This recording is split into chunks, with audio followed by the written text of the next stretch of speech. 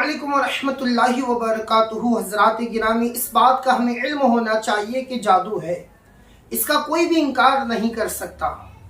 जादू है और इसकी दलील ये है हज़रात के जादू ही के मुताल्लिक़, जादू ही की वजह से अल्लाह तबारक व तआला ने अपने महबूब जनाब मोहम्मद रसूलुल्लाह सल्लल्लाहु अलैहि वसल्लम पर दो सूरह मुबारका नाजिल फरमाई थी। उनमें से एक सूरत कुल अऊज़ु बिरब्बिल फलक है और दूसरी सूरत कुल अऊज़ु बिरब्बिन नास है। ये जादू ही के मामलात में नाजिल हुई सूरतें हैं। तो हज़रात गिरामी, जादू है तो उसका तोड़ भी अल्हम्दुलिल्लाह दीन इस्लाम में, दीन इस्लाम के इल्म में मौजूद है।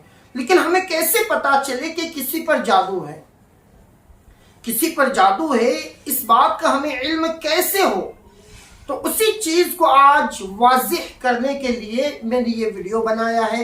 हजरात, आपसे मुअद्दबाना इल्तिजा है कि ये वीडियो जरूर सुने और 5 ऐसी हरकतें, 5 ऐसी बातें मैं आपको बताने वाला हूं जिससे आप अंदाजा लगा सकते हैं कि फुला को जादू है या हो सकता है। आइए शुरू करते हैं हज़रात गिरामी।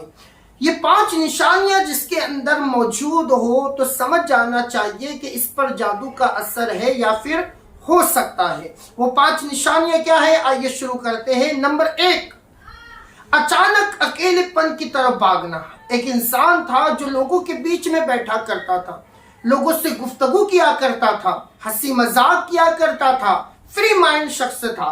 लेकिन अचानक ऐसा वक्त आ गया हजरात कि वो अकेलेपन की तरफ भागने लगा, अकेले रहने लगा, अकेलापन उसे अच्छा लगने लगा। तो हजरात, ये भी जादू का असर हो सकता है। नंबर 2, कुछ भी करने में दिल ना लगना। यानी कोई काम तो वो कर रहा है लेकिन उसका दिल नहीं लग रहा है, बेचैन है, बेकरार है, कोई भी काम में उसका दिल नहीं लगता हजरात। तो समझ जाना चाहिए कि ये भी जादू का असर है या फिर हो सकता है। नंबर 3, वजन तेजी के साथ कम होना। एक तो ये है हजरात कि एक वक्त ऐसा होता है कि इंसान का वजन कम होता है, एक वक्त ऐसा होता है कि अगर वो ध्यान दे तो वजन ज्यादा हो जाता है। लेकिन किसी का वजन हद से ज्यादा कम हो रहा है और वो रुक नहीं रहा है बल्कि वजन कम होता जा रहा है। तो अगर इस तरह लगातार वजन कम हो रहा है तो हजरात समझ जाना चाहिए कि ये भी जादू का असर हो सकता है। नंबर 4, बीमारी का पता ना लगना। बीमारी का पता ना लगना यानी डॉक्टर्स, हकीम्स ये पता ही ना लगा सके कि इसको क्या बीमारी है। बहुत ज्यादा छानबीन करने के बाद भी बीमारी का पता ना लगना, तो हजरात हमें समझ जाना चाहिए कि ये भी जादू का असर हो सकता है। और नंबर 5, काले कुत्तों का भौंकना। एक तो ये है कि कुत्ता हमें देखता है तो वो भौंकने लगता है, इंसानों को देखे या जानवरों को देखे या गाड़ियों को देखे तो कुत्ता भौंकने लगता है, ये कभी कभार होता है। लेकिन एक काला कुत्ता है कि उसे जब भी देखता है, जिस पर जादू का असर है, उसे जब भी देखता है वो काला कुत्ता उसे भौंकना, हर काला कुत्ता उसे भौंकना शुरू कर देता है। तो हज़रात गिरामी, ये भी जानना चाहिए कि लगातार अगर कोई काला कुत्ता उस इंसान को देखे और भौंकना शुरू कर दे तो ये भी जादू का असर हो सकता है।